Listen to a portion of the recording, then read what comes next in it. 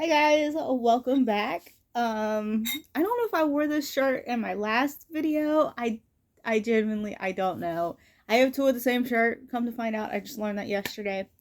And um it's such a weird intro, right?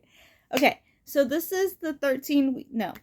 I'm 13 weeks today with baby girl, and I'm going to be recapping the past like week 12 now that we're caught up. And let me tell you what, I do believe I have hypermesis gravidarum. um I'm a bigger girl because just how it is in my weight, so even by losing weight it's not considered enough. And but I have all the signs and symptoms of it, and my doctors or my like midwives are like, this is an issue. And um we're right at that like peak, so like I'm very in tune with my body to know things, and it just takes a doctor getting on board, even though I've had them with my three other children. So with that being said, my hair's crazy. Week 12 has been decent but rough. It was not as bad as weeks 6 through 9, but it's been rough, and I don't see it getting any better. Um, I've been on Zofran. If you guys want to see like what happened those weeks, I have videos to that on my channel. But basically, yes. So like yesterday is a prime example of what happened. So this past week, I have been feeling sick. I've been eating Polish sausages, like mild Polish sausages. Those have been my kryptonite, with bagels with veggie spread on it, and then snacking on whatever sounds good with the nacho cheese and Lunchables. That's been my kryptonite this past week. Yesterday, though, um, it came in hot and heavy again. Like, I have been super sick, super nauseous, still vomiting, car sickness, but like yesterday was top gear, the worst day out of the whole entire week. And here's what happened. I got up, I took my Zofran, and I've been taking it one a day instead of 3 times a day because I was feeling better. Like for a while, like 2 weeks, I was feeling good enough to just take it once, right? Like once a day. And I was like, oh, okay, I'm getting over that bridge. Great. Okay, so yesterday morning I woke up. I ate a Nature Valley blueberry oatmeal bar, which has been it's not been my kryptonite like it was a couple weeks ago, but it's been there in a pinch when I'm feeling sick to my stomach. So, or like, trying to prevent my sugar from crashing like in the car or something. So I ate one of those. I ate half a bagel. I couldn't even finish the bagel. Gave my husband the other half of the bagel. I like this much of the sausage left. And honestly, like that's what I have to eat in order for me to function, to take the kids to school and stuff. Oh no, no, no, no, no. No, no, no, no, no. I threw it all up. Um from like 6 in the morning until my appointment at 10:15. I TMI, but I threw up at least 12, 13 times. Just wasn't on it. And then like my stomach was tore up. I kept having to go to the bathroom. I even took a shower. I got to the point where I threw up so much, even after my nausea meds, that I got hungry. I really did. And I wanted a sweet tea because I've been drinking water. Water, like flavored water. I needed something sweet. So I wanted sweet tea and a chicken parmesan, a garlic parmesan chicken wrap from Sonic. So we went and got that. We're in the line. I was like from our house to Sonic, it's like 10 minutes, not even. And I was like, Dana, I feel like I gotta go to the bathroom again. I was like, I don't feel good. I don't. And fine. And then we had an hour, so we get up to the doctor's office and I felt sick again. Went in, used the bathroom, came back out, and I threw up outside the car before I went in for my official appointment. It was a hot mess. And then while at my appointment, they gave me a barf bag, and needless to say, I am basically on a diet that they want me to try, and I can't really call it a diet, but it's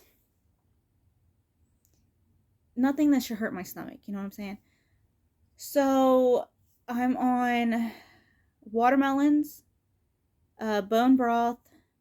Well, like, they didn't put me on watermelons, but watermelon's full of water when you eat it.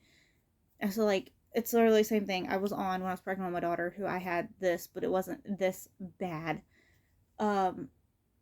So watermelons, bone broth, Pedialyte popsicles, and fruit popsicles. Frozen fruit I've been eating.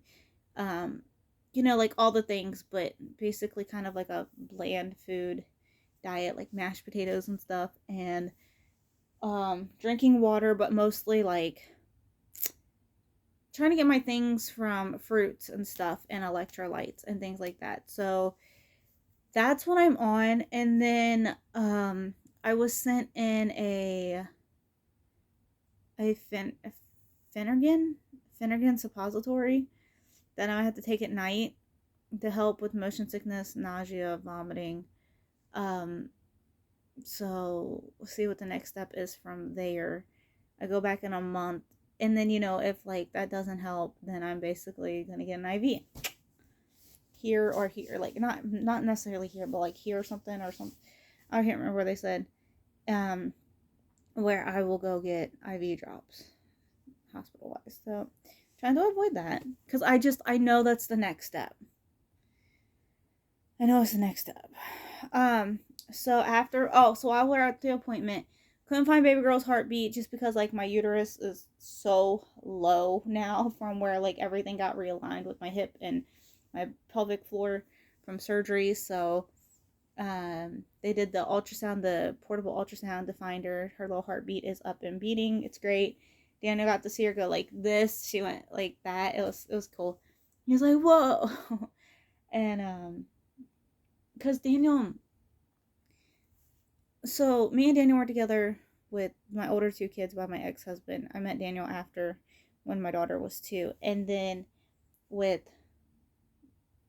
my youngest at the moment, Daniel was working, so he didn't really get to see him until about, I think it was 20 weeks, like at the 20-week ultrasound, because, he was working, and I'm like, I'm good. I can go to my appointments alone. I can drive, but this one I'm like, I need you to go with me, because I can't drive most days. I just can't. So he's been at all the appointments, and I greatly appreciate it. And he was going to the appointments, with Lex when he could go. Anyways, so yeah, he got to see like a little tiny little moving baby bean. That's the nickname we gave her before we knew she was a girl. It's crazy to call her baby girl, because it's like, I still want to call her baby bean, because it hasn't fully hit me that we're having a girl. Like, from the get-go, I had a feeling she was going to be a girl, and I know I have like ADHD when I'm talking, especially when nobody's giving me feedback right now in front of me, but when I'm talking to you guys, like if y'all are here. But yeah, like I just had a feeling she was a girl, and then I was like, if she's a boy, I'm kind of gonna freak out. Like I have to process that, because I'm like, it's like that initial shock where you're like, oh, because I'm wrong. Like my brain's not preparing, kind of thing. But yeah, so it's just crazy to me. But like I said, this past week I have been nausea, vomiting, stomach issues like constipation, and then not constipated. And I think it's because of one, being pregnant, but also being on nausea meds. I knew that was going to happen, so I had to take a stool softener and eat prunes. But eating prunes and taking stool softeners and eating prunes, I never had it where it was like it was yesterday. And it literally kind of felt like I had a stomach bug just like come over me and take me over for 12 hours. It was bad. Um, I still, like, yesterday, I was able to go into the store and I was able to get some things done, but I just, once when I hit a certain point in the store, and I could tell you it's this pregnancy because I go in the store at least 2 or 3 times a week, right? And never have an issue. Now that I'm pregnant, once when I hit like past the bread aisle, everything smells like feet, everything, and it's not the store. Like nobody else smells it. It's literally me. It smells like feet, rotten yeast, which like the bread's fine. It's not that. And then like spoiled eggs, like it, and it's not the store. I want to emphasize this. It's not the store. They take excellent care in their produce, their products, like all of it, right? But I can't handle it. I can't. And while we were in there, I was like, Dan, you're going to have to follow me to the bathroom because I had an electric cart. And I'm like, Dan, you're going to have to follow me because I don't want nobody to take this cart. Like, I'm not going to be able to manage. Like, I have to have this cart. And it had groceries in it. So I was like, I don't want them taking it, thinking it was kind of abandoned. And I went to the bathroom. It was like this whole thing. And then we did a little bit more shopping. And I'm like, I got to go home. So we finished up, came home. And then I took a nap, woke up. Daniel, like, I was going to go Daniel to go pick up the kids from school. And he was like, no, you stay here. Like, thanks. And yeah, it's just still felt bad. And then I started to feel a little bit better. But I don't know. So now that I'm officially in the second trimester starting today, I can't say that it's going to get better because the second trimester it's supposed to. However, you have the possibility of it not. And that's what scares me. Because I'm like, here we are, past the whole, like HCG levels rising and the placenta growing and everything. And so, like, everything is just worse in the first trimester. And now we're in the second trimester where it's just like now from second to third trimester, it's just baby growing, right? And I can't blame every day like I did on one day, but if I was that miserable yesterday and waking up today, I don't know. And I know over time it'll get better. Hopefully I say 15 just to give me a couple weeks to like get out of it, but hopefully week 15 and on I'll feel better. Now, come close to delivery, I do get sick to my stomach, like it just happens. So I probably will. Oh, at my appointment, so with my oldest, because I had a broken pelvic bone and nobody knew yet, I had a really hard delivery with him. So with my daughter and my youngest, I had to be induced. Well, after that, I got my hip replaced last year and my pelvic bone. So, I had the option because I was talking to him about it and I just brought it up and I'm like, hey, I delivered and I know it was a concern for them too, but I was like, hey, I delivered 3 kids with a broken pelvic bone because of a bus accident when I was pregnant with my first one. And it was like weeks after, that incident. And I'm like, I delivered 3 babies with some intervention vaginally. And, like the help because issues. And I was like, but I had to get cut and he got pulled out. And then the other 2 I was induced. So like, not much. I was like, with everything going on, I was like, Kelly, when I saw her a couple weeks ago, she said I might have to have a C-section, but maybe not, just like talk about it. So I basically got the A-OK to go completely natural, or if I wanted to be induced, I can. So we kind of met in the middle because I'm like, I really want to go natural, but at the same time, I have a fear because first kid after surgery, and I may not have another kid after this one, but first kid after surgery and everything, I'm like, I don't want something to happen. Like, just like something to happen, something to bust, something to tear, something to something. So at 39 weeks, I am allowed to, I'll pick the date before 39 weeks, but the date and the time to come in, but I'll have a bed, I'll have all the things, and then they're going to induce me, but more naturally than like Pitocin. So what will probably happen is I will get the Cervidil, say like the night before, depending on how everything looks going forward. I'll get the Cervidil the night before, and then I'll get a little bit of Pitocin, not a lot, but like a little bit of Pitocin, and then let my body do its thing, and then see if my water breaks. If my water doesn't break, then they'll break it and to go forth. But that way I'm not getting like this over amount of Pitocin to have baby. So yeah, so I'm excited for that. And then if something does arise while we're at the hospital, if like a screw or something comes down, I have to have surgery. They know that like during the C-section, like Allie was telling me yesterday, she was like, instead of your left leg, that will put I forget what she said it was, but instead of the left leg, it'll go over the right leg because of the metal, so metal to metal for the C-section. But she was like, I don't think a C-section is going to be needed. I'm like, thank you.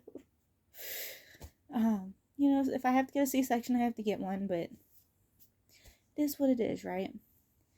Okay, trying to think. Oh, as of my meds, she just said, take them, go back to taking them, morning, evening, and afternoon, so like right before bed. So that's what I'm gonna do. I don't have to eat crackers or anything like that. It's not that bad like it was before. Yeah, so I'm living it as I'm living it, and I'm just trying to survive. So we have the date set for our 20-week ultrasound. Actually, we have all of our appointments set all the way up until August, which is great because it sets it so far out in advance that we can set the date and we're cool with that without like last minute. So let's see, I have an appointment in May, and then I have an appointment in, I'm pretty sure the 20-week ultrasound appointment, I could be wrong. I have to look at my chart. But I'm pretty sure I know we have an appointment in May, and I can't remember if the ultrasound is before my next appointment or after my next, like that one after that. I want to say it's before it, but I feel like I'm wrong. And then I have my July appointment, and then I have my August appointment, and then starting in September, I think will be oh, excuse me. My September appointment will be my last every 4 week,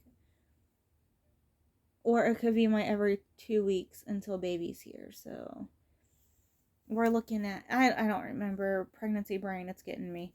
However, I will say this.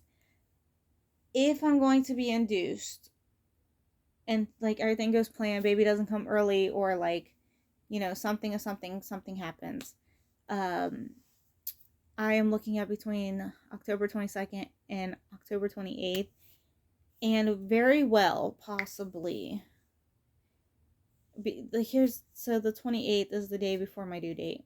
So the 18th is my daughter's birthday, the 23rd is my mom's, the 28th is my cousin's birthday, the 29th is my due date. So I don't want to have too close to my daughter's birthday or on my daughter's birthday. And I'm speaking like I get to plan this, right? Because at this point, I get to plan it. So I'm thinking maybe the 23rd or the 24th we go in.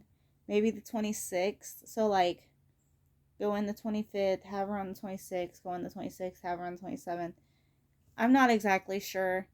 But I do want to be able to go to Revival this year. I love going to revival at church every single year. I think it's going to be funny watching me. I know I'm going to have to use my walker at that point. Let's be real. But, yeah. So walking in at 39 weeks and be like, she could come, she may not. Will I make it to induction date? I don't know. But yeah, it's crazy to me that we're in the second trimester and one more trimester to go, and baby girl will be here. The expansion on our house will be done in like 2 weeks. Oh man, I just like, I don't know. It's crazy, right? It's super crazy. Alright, I'm gonna hop off here. I know it's kind of like long-winded ADHD talking. I don't really have a bump. I'm a bigger girl, but like my belly is fat protruding, I guess you would say, where like everything's hardening up. But it's not officially like a baby bump. If I was like super skinny, then maybe you could see it, but I don't know. Plan on breastfeeding, and so my oldest, I wanted to Did I want to breastfeed him? My oldest, I wanted to breastfeed him, and then at the hospital, I changed my mind because like you just like how like deep down there's like something that's you have that mom instinct, and not all the time is it right, because like you want to try things and you find out something. But I changed it to bottle fed because I was still in school and like all the things. And come to find out, my oldest ended up being tongue tied, and they didn't catch on until he was 4 months old.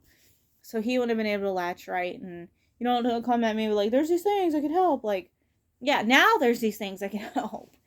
But yeah, he was tongue tied, so it wouldn't have worked out. My daughter, I breastfed her for like 2 months, and then I couldn't do it, and there was a lot going on with stress and relationship wise and all the things, and I felt like she wasn't gaining the proper weight and like the whole 9 yards, right? And then my youngest, I tried to breastfeed him, and I think when we left the hospital, I was like, no, straight bottle fed because I was having issues. But yeah, and plus like I wanted his dad to be able to bond with him too, so yeah, let's bottle feed. Well, now this one, I think if we have to supplement, we'll supplement. If we have to go bottle, like we'll go bottle. But I really want to do my best effort to breastfeed her. And now let's backtrack. So my oldest, I gave him baby food, and then when I felt he was old enough, we did like eating with spoons and eating with his hands, baby led weaning. My daughter, I did not do baby food. She straight did baby led weaning. My youngest hated baby food.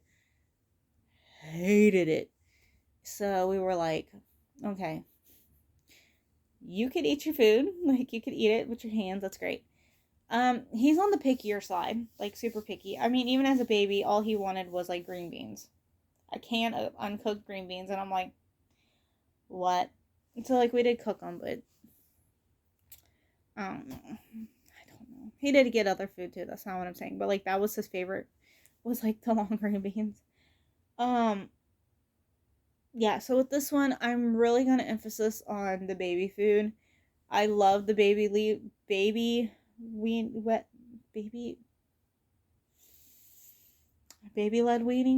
I can't remember, but yeah. So I plan on doing that. I'm basically going to do the same thing I did with my oldest. Now, okay. I am not a crunchy mom, as they say it. I am not, like, terrified of preservatives and food colorings. Like, we try to limit them and everything, as some do, but we still drink soda. We eat chicken nuggets in this house. We eat pizza rolls in this house. We eat candy, and, like, you get it. But given the fact that a lot of baby food has lead in it, and I'm talking about, like, actual, like, legit lead, it kind of concerns me. And then people talking about like the quality of the baby food lately, like it's super watered down. Their babies hate it. and there's a bunch of added things into it that just, because you need to preserve it. I don't know. And I think what I'm going to do is I'm going to get a baby bullet, just so I know, like, this is the baby bullet, this is what, it really, like, forced me to use it and make baby food. Will I do it all the time? No. But I'll do it as much as I can, because I want to make sure that if my baby has any allergies, we know it's, like, pure. So, like, pure mangoes, pure sweet potatoes, pure green beans, pure corn, pure, you know what I'm saying? Like, pure watermelon, pure apples, pure. I want to make sure it's the food that they're allergic to, as to trying to figure out, is it this preservative? Is it this color? Is it, like, like, is it these different things? Because we don't know. That's why I really want to do it, because if there's an allergy there, I would like to know exactly what the allergy is. So, and then, like, when they get older, you want to go with your grandma and get a bag of candy? So be it. We're at the store. Everybody want a bag of candy? Okay. Like, you want some gummy worms? Great. But I'd like to know early on if there's an allergy that, we can catch it without, like, not knowing. And then I know allergies can develop at any given time. But it's, I'm rambling. So, yeah. I will hop off here. Let's finish my watermelon. And then I'm going to take a nap. And I will see you guys next time. Bye, guys.